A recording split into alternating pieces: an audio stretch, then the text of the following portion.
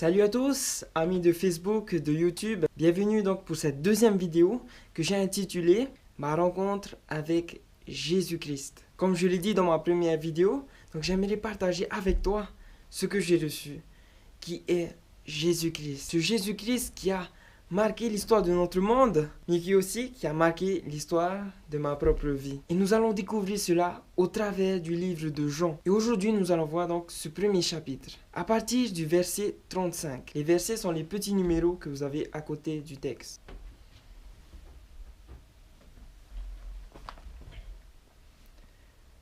Le lendemain, Jean était de nouveau là, avec 2 de ses disciples. Il regarda Jésus qui passait et dit : Voici l'agneau de Dieu. Les 2 disciples entendirent ces paroles et suivirent Jésus.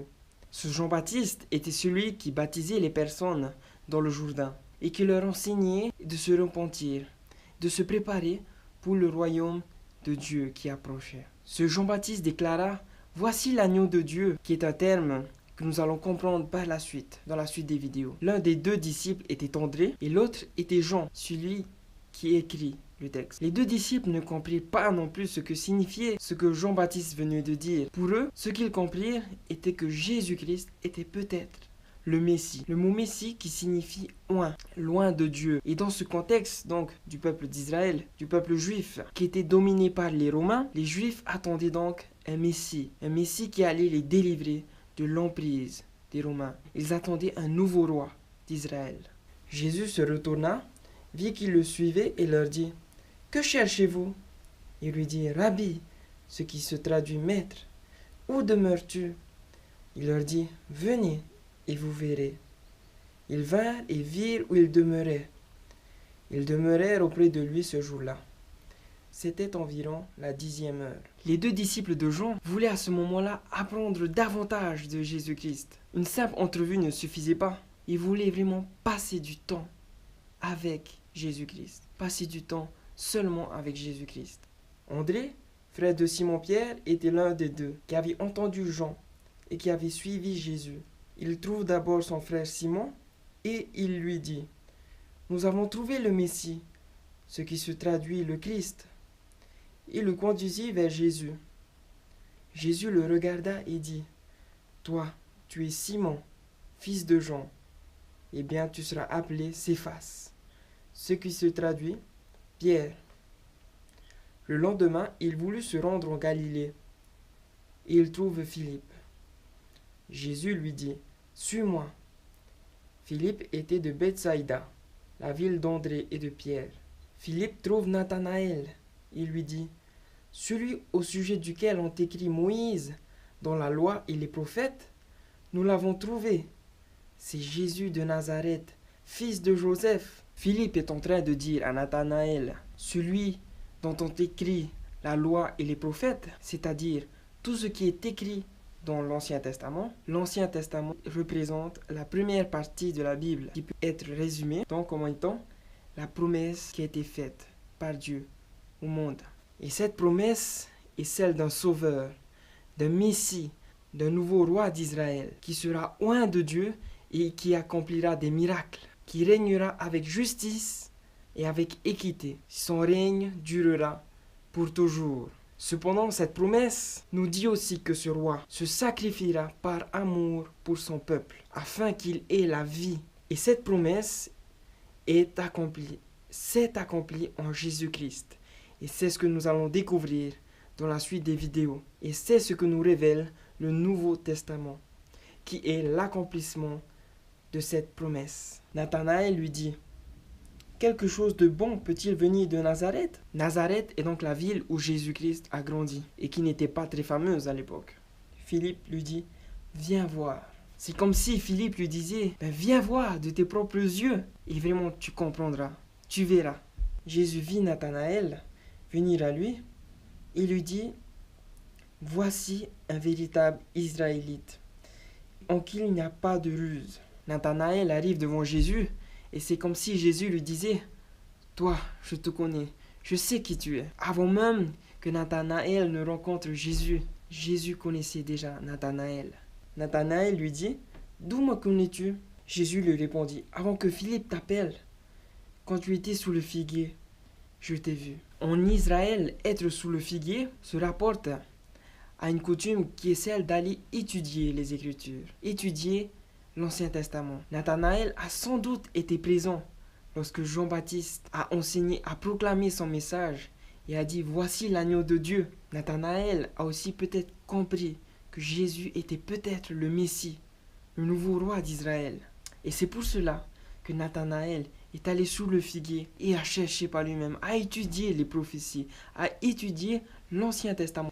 Nathanaël voulait vraiment chercher si bel et bien Jésus était l'accomplissement de la promesse. L'appel donc de Philippe à Nathanaël était une première réponse à sa prière. Mais ce premier signe ne suffisait pas parce qu'il doutait encore par sa réponse en disant « Quelque chose de bon peut-il venir de Nazareth ?» Cependant, cette parole de Jésus à Nathanaël, lorsque tu étais sous le figuier, je t'ai vu, était comme une réponse claire à sa prière, comme un signe, une deuxième réponse à sa prière, en disant, je t'ai vu, je sais ce que tu recherches, je t'ai vu. Nathanaël comprit alors par cela que Jésus-Christ était vraiment le roi d'Israël, le Messie, celui qui accomplissait la promesse de Dieu. Nathanaël reprit, Rabbi, c'est toi qui es le Fils de Dieu. C'est toi qui es le roi d'Israël.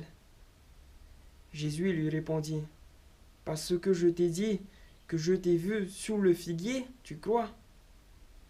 Tu verras des choses plus grandes encore. Comme je l'ai dit tout au début, il m'est arrivé aussi à moi dans ma vie d'être comme Nathanaël, d'être à la recherche de la vérité, de demander si vraiment Dieu existait. C'est pourquoi en fin de classe de terminale, il fallait que je décide à ce que je voulais faire de ma vie, ce que je voulais étudier. À cette époque, je voulais devenir ingénieur. Mais un soir, en allant à l'église, parce qu'il y avait un programme spécial, il faut savoir que je suis né dans une famille chrétienne. Du coup, j'ai reçu cette éducation d'aller à l'église tous les samedis. Du coup, j'allais à l'église sans vraiment connaître Dieu.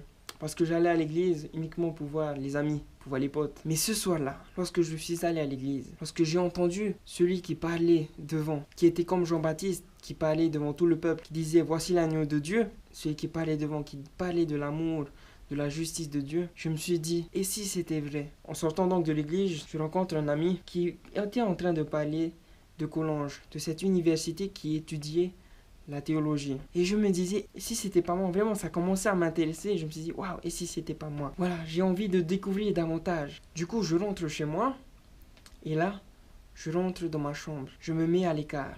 Et là, je fais quelque chose que je n'avais jamais fait avant. Vraiment de sincère. Je me mets à genoux, je ferme la porte, je suis tout seul dans ma chambre. Et là, je me mets à prier. Et je dis, plus profond de mon cœur, je dis, Seigneur, si c'est vraiment ta volonté que j'étudie la théologie pour mieux te connaître, montre-le-moi. Et là, je me relève, je prends ma Bible, et lorsque je l'ouvre, le premier texte que je vois est dans Josué 24, verset 15, qui est Dieu qui parle à Josué et qui dit « Choisissez qui vous voulez servir ». Et là, Josué qui dit « Moi et ma maison, nous servirons l'Éternel ». Et lorsque je vois ce texte, c'était comme si Dieu me parlait directement. C'était un choc pour moi, je me dis « Waouh !» Et là, j'ai bel et bien réalisé, comme Nathanaël, lorsqu'il a entendu Jésus lui dire, lorsque tu étais sous le figuier, je t'ai vu. C'est comme si je réalisais la même chose que Nathanaël. Je disais, waouh Seigneur, tu existes vraiment. Et tu as un plan pour ma vie. Et je lui ai dit, waouh, Seigneur, que ta volonté soit faite. Vraiment, guide-moi.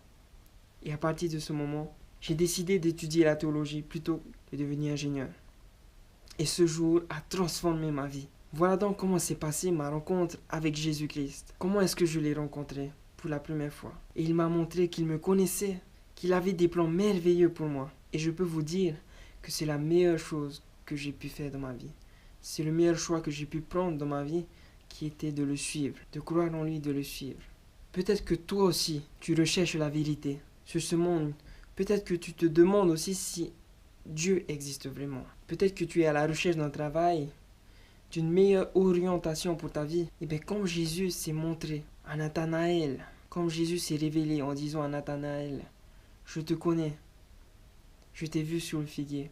Et comme il s'est révélé à moi aussi, dans ma chambre, à travers la Bible, et je crois fermement que Dieu peut aussi se révéler à toi, qu'il désire se révéler aussi à toi. Et je t'invite aussi à essayer, à entrer dans une pièce seule, retirée, toi tout seul avec Dieu, à tout simplement fermer les yeux, à tout simplement lui dire ce que tu as dans ton cœur, à lui parler et je te promets qu'il se révélera à toi. Je t'invite donc à essayer cela et à me donner des nouvelles dans les commentaires juste en bas de la vidéo. Peut-être que tu as déjà aussi rencontré le Christ et que tu aimerais partager. Eh bien, je t'invite aussi à écrire en commentaire comment est-ce que tu as rencontré le Christ, afin que tout le monde puisse aussi être édifié par ce que tu vas dire. Parce que chaque témoignage est unique. Voilà, j'espère que tu as apprécié cette deuxième vidéo. N'hésite pas à aimer, à poster un commentaire. Et à bientôt donc pour une nouvelle vidéo sur le chapitre 2 de l'évangile de Jean. Salut!